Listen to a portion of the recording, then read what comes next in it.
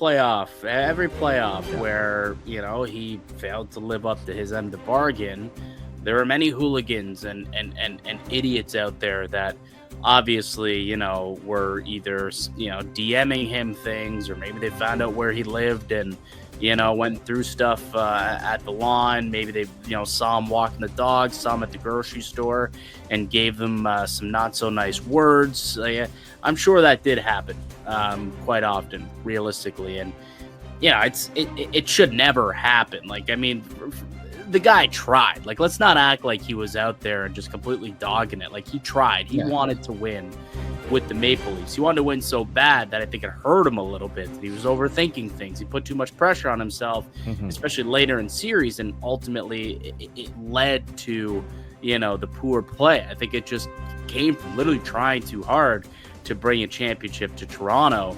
And to hear that the fan base, or whoever it was, whether they're fans or just idiots out there, reacted the way they did and kind of went after him and his family, it's hard to hear. It's disgusting, really. It's that there's no place for that at all in society. Like, not sports, not in Toronto, not just in society at all. There shouldn't be a place for anything like that. No, there shouldn't be, and it's a little disappointing that, and I think that there was a report that it was like a kid in Oakville that they found, they actually found the person that Doxed them. That leaked his address. Which, come on, I don't get going to that extreme. You can say whatever you want about the person, saying how they didn't play well or things like that. But just leave the personal stuff out of it, especially when it's not even about. I'll even take Marner out of the equation here. Imagine how, as he's mentioned, newborn baby, wife, and the family, right, that has to hear about their stuff being leaked online, right? And I know the area. He's literally he lived down the road from me, right? Yeah, I know. Text messages being sent to them and DMs and being like, hey, go, say your goodbyes, that were in quotations, as he said. It's just a really bizarre thing to say, especially in today's world. You never know what that could mean realistically.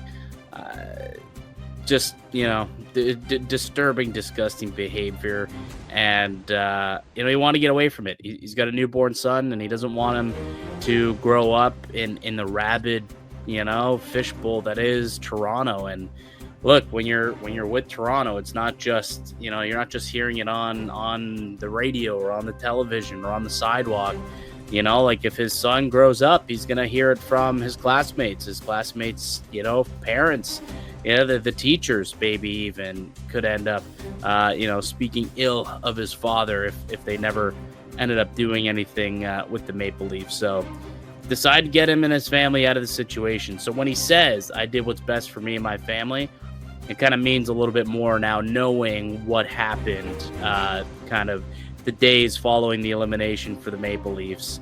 I probably wouldn't have wanted to come back either if that had happened to me. So yeah, just a little bit of an insight into what happened, following the exit for Mitch Marner and the crap that he had to deal with, him and his family, unfortunately, which ultimately led to him deciding to leave Toronto and go elsewhere. And now he's in Vegas, and he seems pretty happy. It's a good squad. They're a team that's going to compete for a Stanley Cup.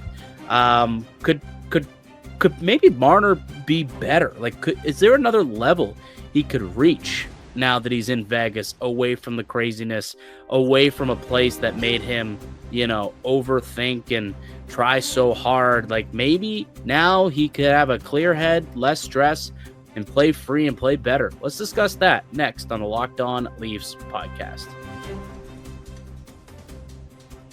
Today's episode is brought to you by FanDuel. The NFL season is almost here, and FanDuel is making sure you're ready for kickoff with a can't-miss offer.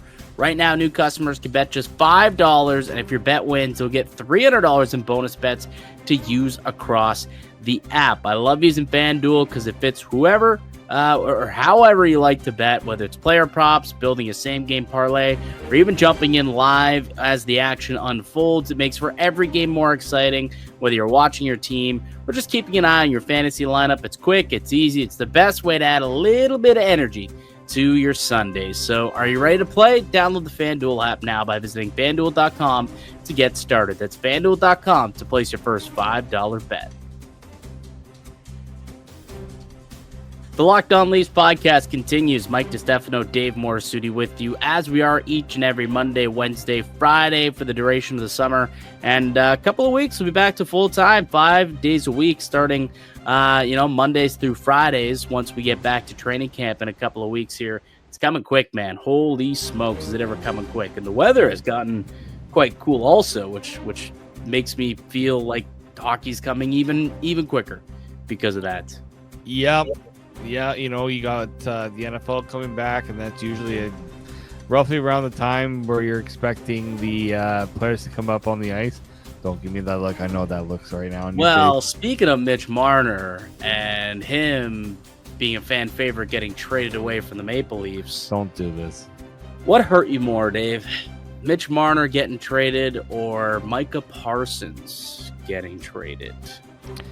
Well, considering the Leafs are not run by a guy who is showing signs of clear mental distress and Jerry Jones. Anymore. Not since the Harold Ballard days. Oh, yep. Sorry. Yes. I will still go with the dysfunctional Dallas Cowboys, which, funny enough, you think dysfunction, and I'm putting in the Leafs and Cowboys in the situation, and I'm actually taking the Leafs situation right now, even though they haven't won a title in my Stanley Cup in my lifetime. Oh yeah, wait, sorry. The Cowboys haven't either. Oh, this is so painful. Yeah, I don't know why you do this to yourself.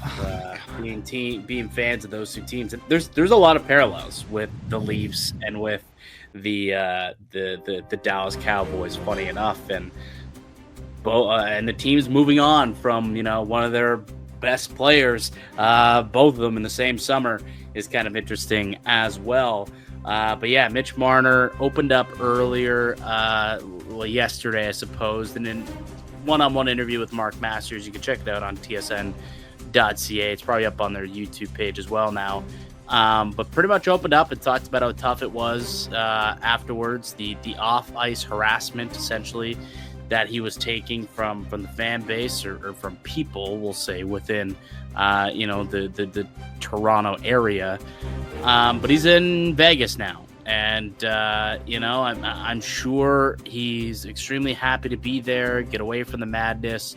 And I wonder if he could be a better version of himself without all the stress of playing for his hometown team. Do you think it's possible that Marner could elevate his game to another level now that he's in Vegas, outside of the Toronto Fishbowl? I think he'll be playing in a better division. Like the Pacific Division is not the most competitive division in the NHL, in my opinion. Okay, so the opposite. He's playing in a less competitive division. We said better. Yeah. I thought you meant there. I'm like, I don't know. No, I think it's like a better situation for him where he's playing. The matchups are better off for him. He's playing worse teams. Yeah, like he's like the best team he'll go up against is LA and Edmonton.